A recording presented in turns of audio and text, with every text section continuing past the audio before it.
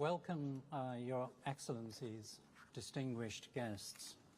It's a pleasure and an honour to host you here at the Royal Botanic Gardens, Kew. I'm Professor Chris Gilligan, King's Trustee, Deputy Chair, and one of the Science Trustees here at Kew. Now, for most people, Kew is known as a world-famous botanic garden and also a leading tourist attraction. But we would say there's much more to us than that. Kew is also a world-leading science institution with vast collections of plants and fungi, data sets, archives, and we also have 500 scientists and 200 horticulturalists. These remarkable assets provide knowledge and solutions that are helping us to address the planetary crises of climate change and biodiversity loss. But we cannot do it alone.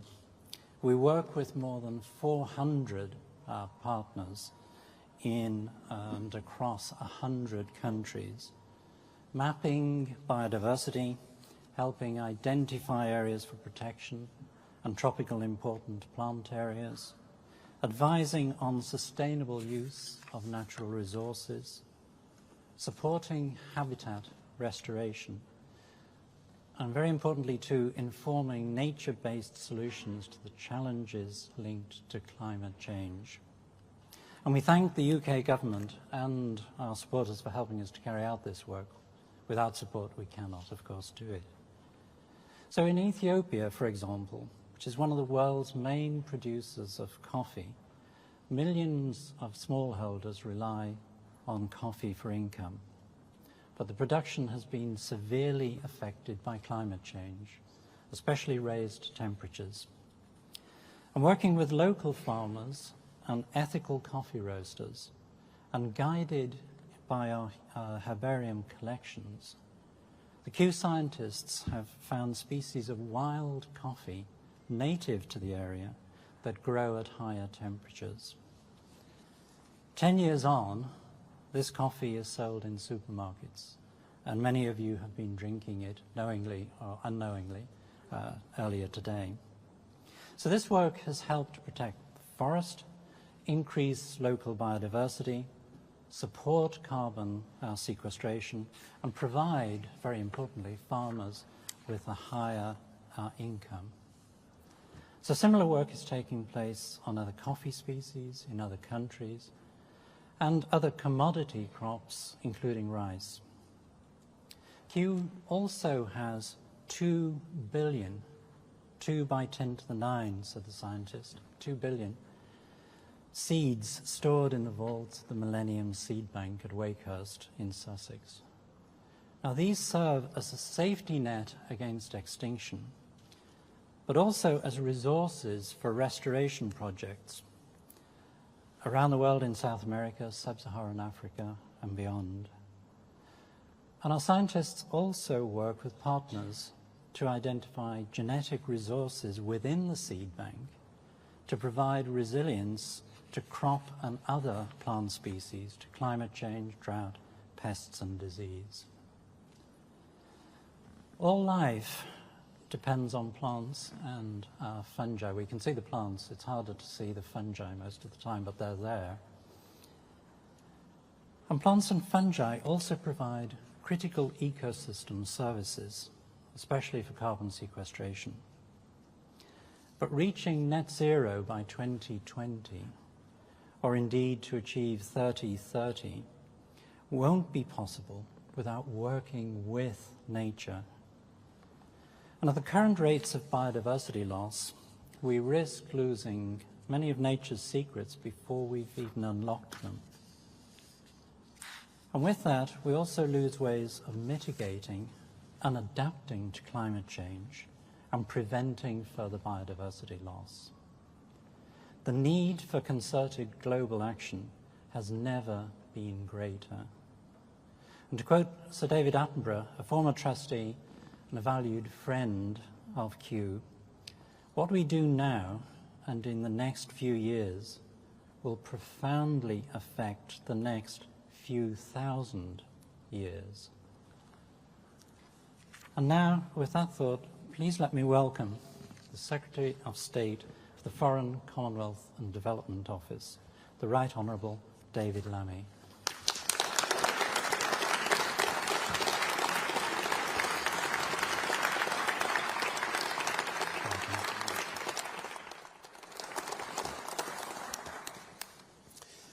Well, thank you very much, Kew Gardens, for hosting my first speech as Foreign Secretary. I've wanted to do this for years, so I'm going to enjoy it. And this, of course, is just after you hosted the Colombian president of this year's Nature COP in Cali this morning. Conflicts in Ukraine and the Middle East have dominated my time in office so far. But I was very clear in opposition that in this job I would focus on the most profound and universal source of global disorder, the climate and nature emergency. Over my political career, it has become clearer to me how this crisis defines our time. And as a young backbencher, I admired Robin Cook making climate a geopolitical issue for the first time. He was a pioneer ahead of his time. 4 years ago, I spoke about the essential link between climate justice and racial justice in a TED Talk. And as Shadow Foreign Secretary, I set out how our response to this crisis both can create an unparalleled economic opportunity, but also is central to the geopolitical challenge of our age. Time and time again, it is the most vulnerable who bear the brunt of the crisis. From Ella Kissy Deborah, a 9-year-old Londoner killed in part by unlawful levels of air pollution near her home, to communities that are dear to my heart in the Caribbean, whose leaders tell me they feel neglected as they struggle with stronger, more frequent tropical storms caused by a crisis not of their making.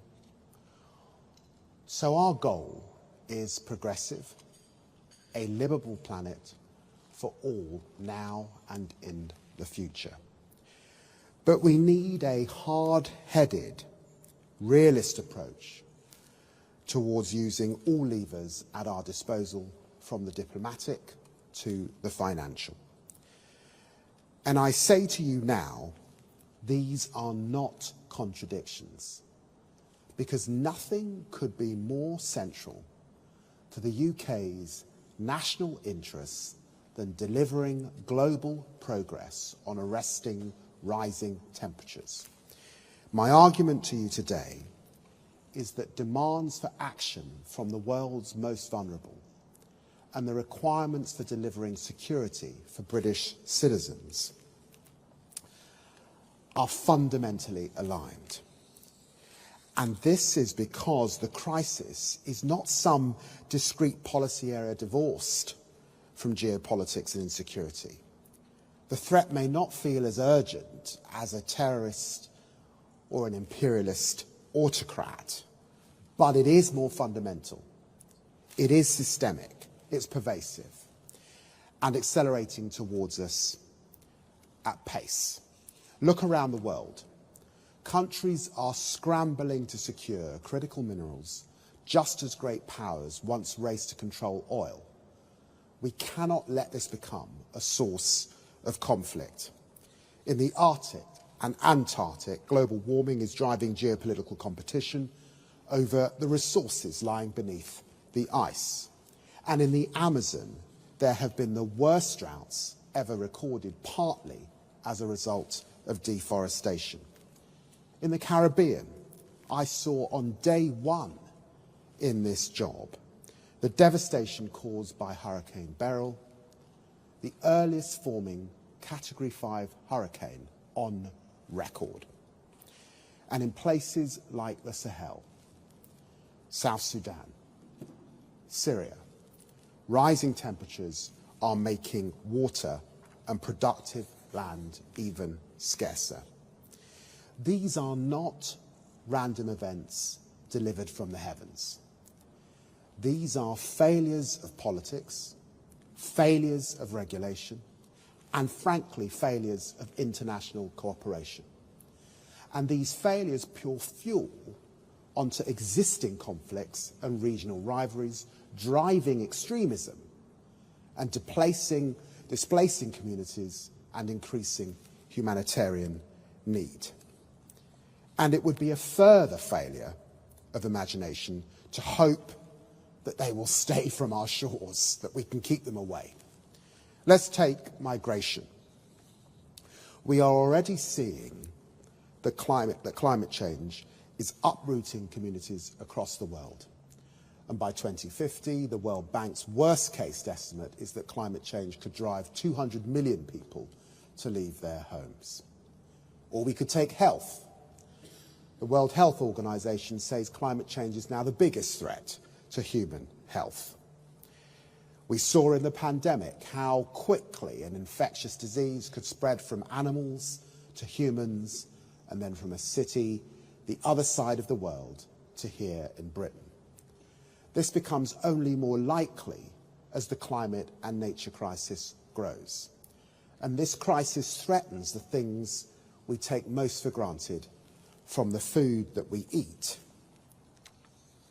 to the air that we breathe. But despite all of this, there remains a tendency for climate and nature policy to end up siloed. Too often it's felt the preserve of experts and campaigners, fluent in sometimes the impenetrable dialect of COPs, but distant from others working on foreign policy and on national security. And that has to change. Don't get me wrong, we absolutely need campaigners like those in this room, or experts like those working here at Kew, and I'm grateful to them all. But today I'm committing to you that while I am Foreign Secretary, action on the climate and nature crisis will be central to all that the Foreign Office does. This is critical given the scale of the threat, but also the scale of the opportunity, the chance to achieve clean and secure energy, lower bills, and drive growth for the UK, and to preserve the natural world around us on which all prosperity ultimately depends. The truth is that in the last few years, something went badly wrong. Badly wrong in our national debate on climate change and net zero. I take no pleasure in saying that. From the high point of bipartisan consensus at COP26, net zero became, under the Tories, a battleground of the worst type of narrow-minded Westminster tactical warfare. We've seen in the Inflation Reduction Act in the United States, in the Green Deal in the European Union, and the accelerating transition in China, foreign policy, economic and industrial policy are increasingly intertwined. But while others embedded climate geopolitics in their foreign policy, the last government frittered away the currency we'd accumulated in the past. They became climate dinosaurs, crashing offshore wind, blocking onshore wind, moving the goalposts on electric vehicle targets, doubling down on oil and gas, leaving British wildlife in crisis, our biodiversity declining at an unprecedented rate, our precious national parks in decline, our rivers, lakes and seas awash with toxic sewage. blind to the opportunities of the energy transition, a fossil fuel government in a renewable age. I remember being at UNGA in New York last year and people being staggered that the British Prime Minister, a permanent member of the UN Security Council, not only snubbed the annual gathering of world leaders, but stayed at home in order to row back on climate ambition during UN Climate Week. It was a low moment. That's why the Prime Minister is resetting Britain's approach to climate and nature, putting it at the centre of our cross-government missions. Approaching 100 days in office now, you can already see the difference that this has made. Lifting the de facto ban on onshore wind in England, pledging to end new oil and gas licensing while guaranteeing a fair transition in the North Sea, switching on Great British Energy to crowd investment into clean power projects, launching a rapid review of the Environmental Improvement Plan for completion before the end of this year, so that we can clean our rivers, plant millions more trees, improve air quality and halt the decline in species. And with over 90% of the UK's biodiversity within our overseas territories looking to expand the Blue Belt programme to increase marine protection. This domestic programme is not just essential to our economy, but to restoring our international credibility. We're bringing an end to our climate diplomacy of being do as I say, not as I do. But this domestic programme domestic ambition, on its own is not enough. That's why this issue has been on the agenda for nearly every meeting that I've had with another minister in my early weeks. From our closest friends in the G7 to the world's biggest emitter but largest renewables producer in China, to India, to members of ASEAN, with whom I announced a new joint green transition fund in the first few weeks in office, with Ed Miliband and Steve Reed leading COP negotiations on climate and nature. We have a pair of experienced, determined negotiators. And with Annalise Dodds as Minister for Development, we will be a united government team, all drawing on the SCDO's diplomatic and development heft to push for the ambition needed to keep 1.5 degrees alive, to drive forward this cross-government reset even further. I'm announcing today that we will appoint new UK special representatives for climate change and for nature. These will support me, together with Ed Miliband and Steve Reed respectively, as we reboot internationally, showing that whether you are from the global north or the global south, we want to forge genuine partnerships to tackle this crisis together. And I want this diplomatic effort focused particularly on three priorities. First, we will build a global clean power alliance. This government has set a landmark goal to be the first major economy to deliver clean power by 2030. We will leverage the ambition to build an alliance committed to accelerating the clean energy transition. And today we're firing the starting gun on forming this new coalition. The International Energy Agency forecasts consumption not just of oil, but of all fossil fuels will peak this decade. We are rapidly discovering new, more efficient ways to reduce emissions.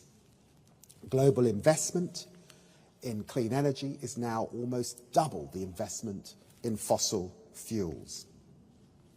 But while some countries are moving ahead in this transition, many are getting left behind. Without clean power, it will be impossible to decarbonise vast sectors of the economy, such as transport. We therefore need to accelerate the rollout of renewables across the globe in a way that this government is doing at home. Now, of course, there are different obstacles from different countries. But despite several other valuable initiatives pushing forward the energy transition, there is no equivalent grouping of countries at the vanguard of the transition, reaching across the global north and the global south together, dedicated to overcoming these barriers. So the alliance needs to focus on scaling up global investment. Emerging market and developing economies outside China account for just 15% of global energy investment at the moment. The cost of capital in the global south is often triple that in the global north, and almost 700 million people have no access to electricity at all. We must unlock global finance on a far, far larger scale so we can back ambitious plans from those moving away from fossil fuels, as Annalise Dodds has just been doing in Jakarta, discussing Indonesia's Just Energy Transition Partnership, and close and clean power gap by helping more countries to leapfrog fossil fuels to renewable power systems. The alliance should also focus on diversifying the production and supply of critical minerals. Copper, cobalt, lithium, nickel, the lifeblood of the new economy. We need to bring these commodities to market faster while avoiding the mistakes of the past by helping developing countries to secure economic benefits while promoting the highest environmental standards for mineral extraction. The alliance could inject impetus into expanding grids and storage as well. The IEA assesses that the world needs to add or refurbish the equivalent of the entire existing grid by 2040. And we're working on a global energy storage pledge at COP29. We have to plug the gaps in meeting these targets.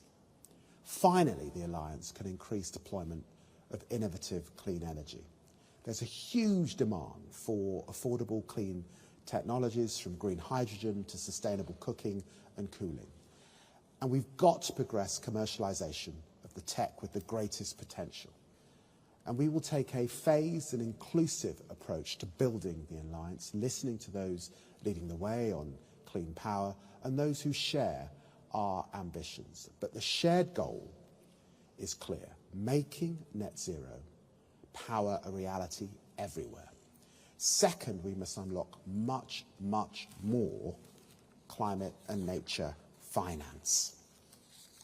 This is critical to my progressive realist approach to the crisis.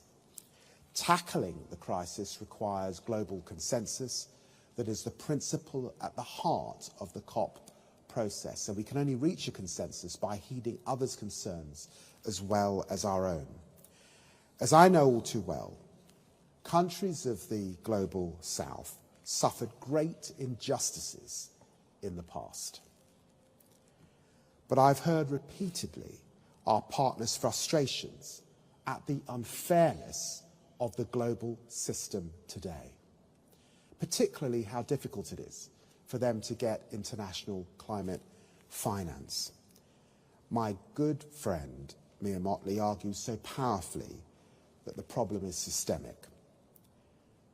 And for example, in Africa, which is clearly on the climate front line on any analysis, natural disasters alone have affected 400 million Africans this century. Yet Africa receives just over 3% of climate finance flows, and debt servicing alone averages 10% of the whole continent's GDP. Change is critical if we're serious. There is no pathway to countries' development aspirations without climate resilience, action on the nature crisis, and access to clean energy, and no pathway to a sustainable future without development that leaves no one behind. I applaud the Brazilians for leading on this agenda. The agreement on loss and damage at the last COP was an inspiring example of what the world can achieve by working together. That was the same spirit in which developed countries committed in 2009 to $100 billion a year in international climate finance. But the reality is that the British contribution to this target was a promise which the Tories casually made, but for which they did not have a plan. In contrast, my focus is on how we can actually deliver that promise given the dire financial inheritance from the last government. Ahead of the spending review, we're carefully reviewing our plans to do so. And at the same time, we're pushing for an ambitious new climate finance goal focused on developing countries at COP29 in November, because that is the right thing to do. But especially in times of fiscal constraint, we need to become more creative in unlocking private sector flows for the green transition, and especially adaptation across the global south. London is the leading green global financial centre, and I've been delighted to learn how UK experts have been developing more effective financing models. For example, Britain helped establish the Caribbean Risk Insurance Facility back in 2007. The first such fund pays out after a specific trigger, such as earthquakes or tropical cyclones. And after Hurricane Beryl, it once again proved its worth, paying over $76 million as the region began to rebuild. I'm determined to restore Britain's reputation for commitment and innovation in the world of development finance. This starts with the multilateral development banks, and that's why, subject to reforms, we support a capital increase for the IBRD, the world's largest development bank and a key source of climate finance. And that's why next month I will lay before Parliament a UK guarantee for the Asian Development Bank, which will unlock $1.2 billion in climate finance from the Bank for Developing Countries in the region. But impact is not simply a question of more creativity. To tackle systemic problems, we also need to reform the system itself. So, for example, we are co-chairing with the Dominican Republic the Green Climate Fund this year, and driving forward reforms to speed up developing countries' access to it.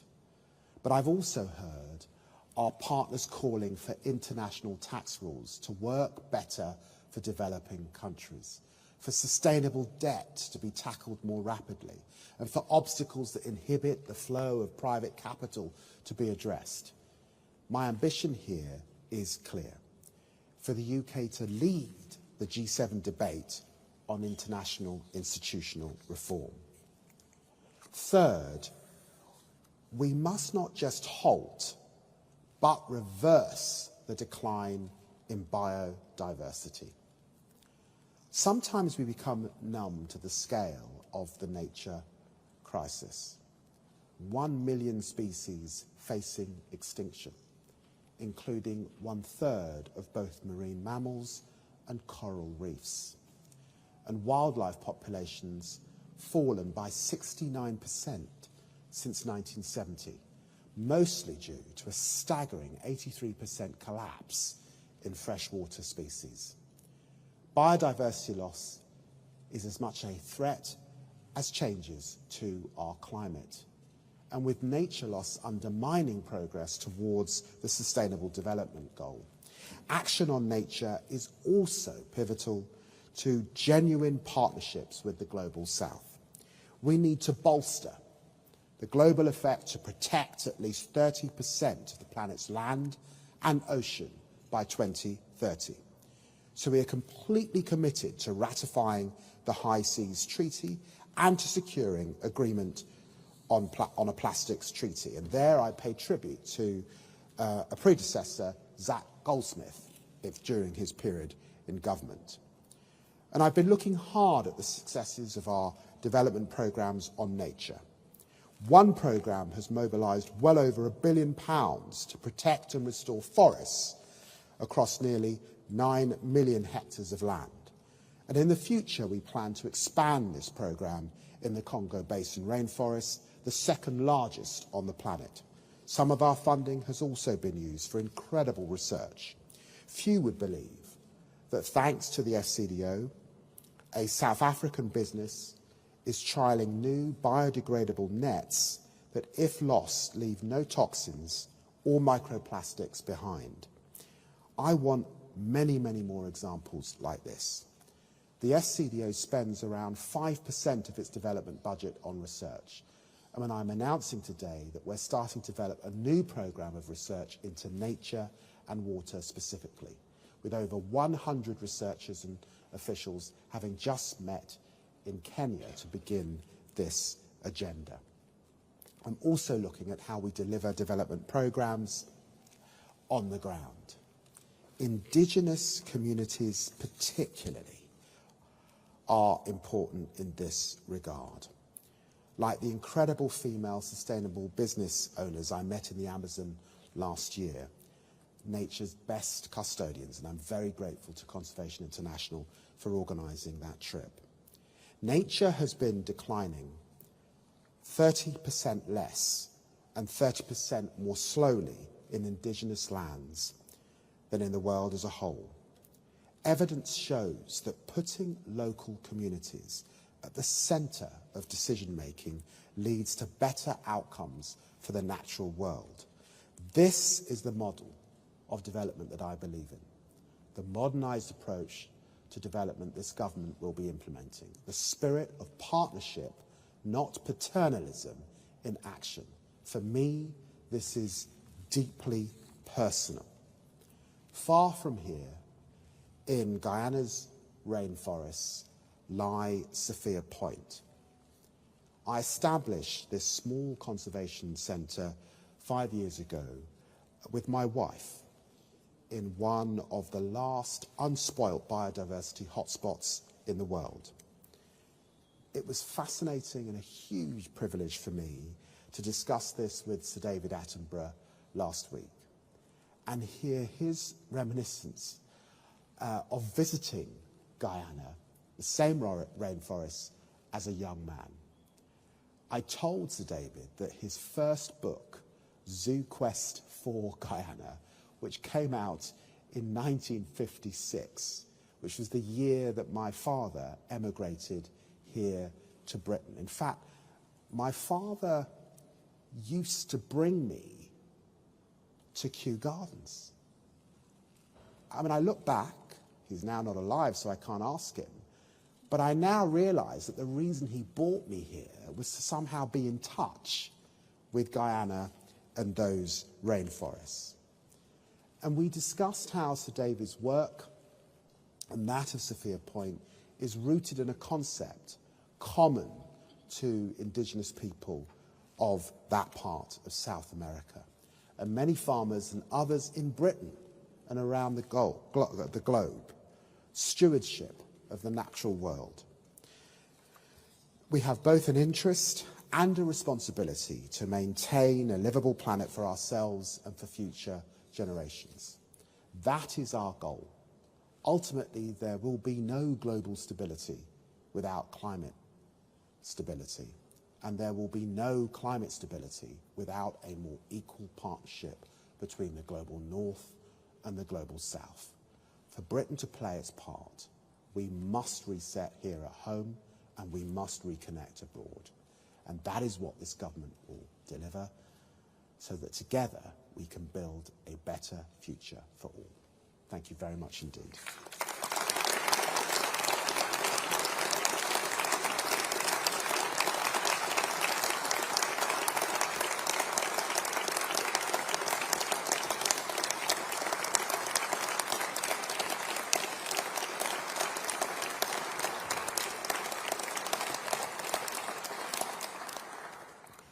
Thank you very much. I think there are some questions.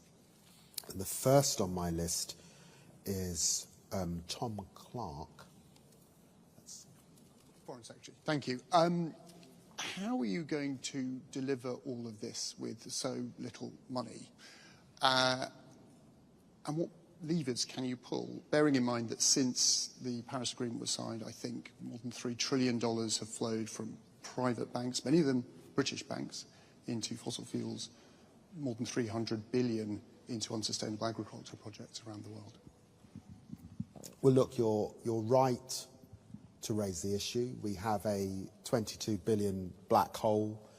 This is a tough fiscal environment. We're all aware of it. And in this country, you can see it with the state of our public services, particularly in the health service. We set out 5 important missions. And it's clear that growth is a central mission.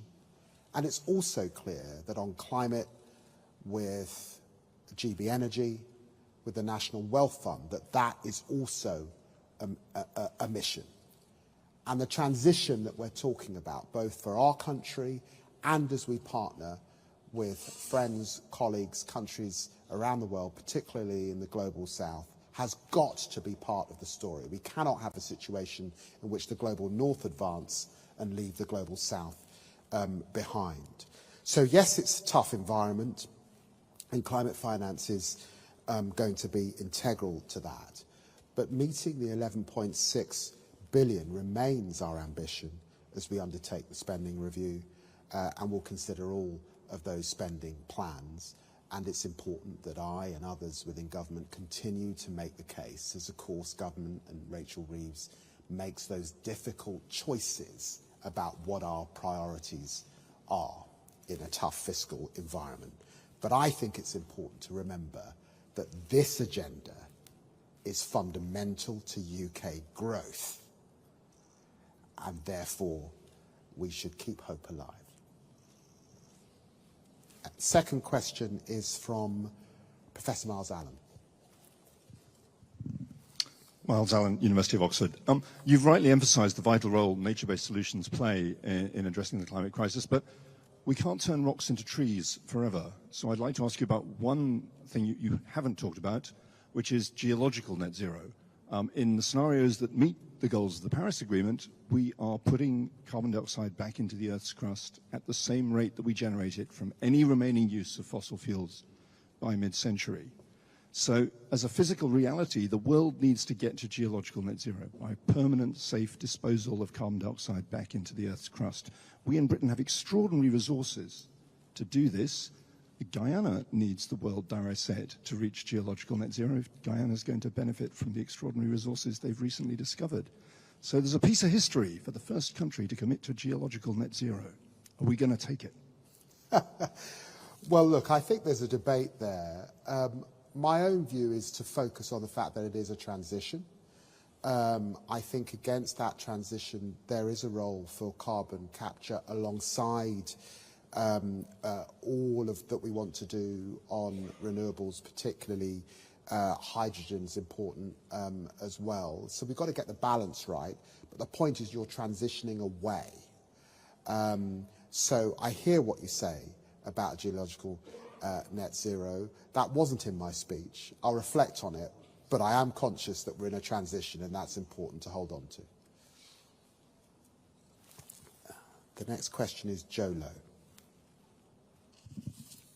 Hello, Joe Lowe from Climate Home News. You mentioned the NCQG talks.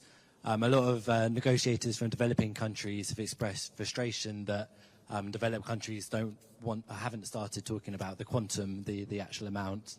Do you have any thoughts on what the amount should be, or at least when the UK will start putting forward proposals on that? One of the words I've used in my speech today, and that I'd want to emphasise, is ambition. And I recognise the disjunct between rhetoric sometimes in the global north and the real pressing needs that exist in the global south, as they look to see, is that rhetoric going to be actually matched with funds? So I want us to hold on to ambition here in the UK. And I talked about the connection geopolitically and why this is important. As I look around the world, particularly in democracies, there are some democracies, depending on where their elections go, who might move away from this agenda, which is why it's so important that we here in the UK now look to have stability, I hope for at least a decade on this agenda, and get back our climate leadership position. So I recognise what is being said, and I certainly feel very strongly about small island developing states particularly, who are on the front line and are disproportionately affected by the crisis that we're obviously all here to discuss. Let's be ambitious as we head particularly to COP29, which is focused on those developing countries. I can't make announcements here, because if I did, I'd go back to a storm with Rachel Reeves. And for all the reasons I've discussed, I'm not prepared to do that, but the point you make is a sound one. Then we've got Ed Davey, I think it is. Thank you, Foreign Secretary. That was incredibly inspiring. Ed Davey, WRI. I'd like to start by saying I think your dad, if he were here, would be incredibly proud to see his son speaking in this way here. You're going to make me emotional. That's a very good start.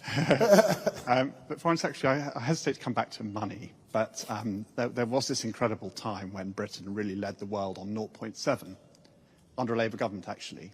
And we know it's been difficult. And at some point, we believe we lost the British public on 0.7.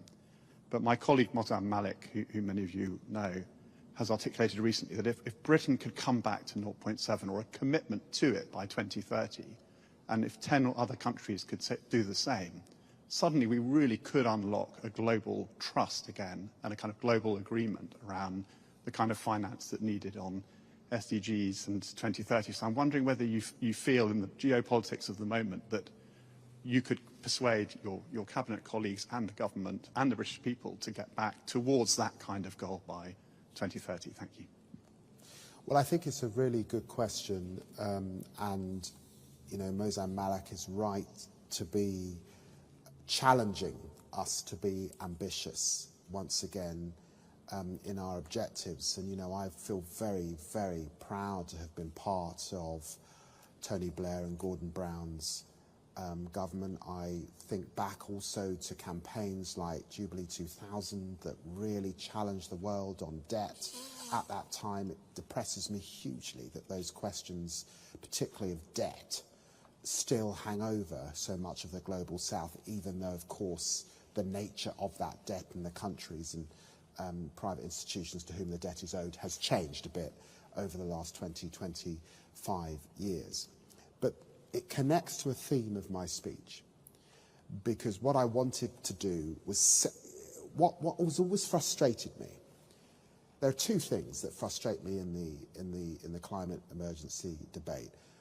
One is the way that the climate crisis and breakdown becomes siloed as a sort of separate thing that is a theme within politics but isn't actually at the centre of the political, and that's why I'm absolutely clear I'm centering this in security issues. So it is actually fundamental to the work of a Foreign Office like our own. And the other thing is that we here in Europe particularly lose the language of climate justice and of fairness, which should underpin this agenda. And I say that because, and I referred to this in my TED talk, for me, climate is not just the preserve of experts, scientists, and temperature debate. It's more fundamental than that. And actually, if you know, within the tradition of my own political party, if you think of those working class communities that went down mines, often getting disease as a result, that is a justice issue. And it's why, when we talk about green jobs domestically, it's so important to centre those communities in that debate around climate justice. Well, in the end, part of the reason that the funding has not been there is because climate has driven a migration crisis, and we've ended up in this place where we made a choice to spend development aid on housing people across the country and having a huge accommodation and hotel bill as a consequence. That was a choice. We are absolutely determined to turn that system around. It's not going to be something that we can do overnight, but the indication is that we want to get back to that 0.7 as quickly as possible, and of course that's a discussion that I'm continuing to have with colleagues in the Treasuries. Thank you very much for the question. I think we'll end there. Thank you very, very much. Oh, there's one more. Thank you, Foreign Secretary. Rob Merrick from the development website DevEx. Can I just ask you, this is my first chance to do so, about the wider development policy? You expressed an intention to for further integration between development and diplomacy within FCDO. And Labour obviously have said very different things in opposition. Can I ask you, have you decided to sort of intensify the merger, intensify integration, because it's too costly, too disruptive to try to give development greater independence? Or do you genuinely think it's the right thing to do, that you can get better development outcomes by intensifying the merger and integration? I don't think I've ever used the language of intensifying the merger. That is interesting language that you've chosen, but it's your language, not mine. What I have said is that it's important that we have a review, because I do not think that we're where we should be in relation to the merger, and that's why I have asked Manoush to lead that review with her expertise. That's what I have said. And let me just say this, that I'm very conscious too that we are not in the same environment we were in when I last came into government back in 1997. This is a very different world. It's a world that's got to take on board China's Belt and Road Initiative. It's a world that's got to really face up to the ravishing of the climate crisis. And you see the effects of that particularly, I mean, here in Europe, you can see it in the Sahel particularly. And it's a world where we have to find the way to ensure that we have greater finance available beyond just taxpayers' pounds, effectively.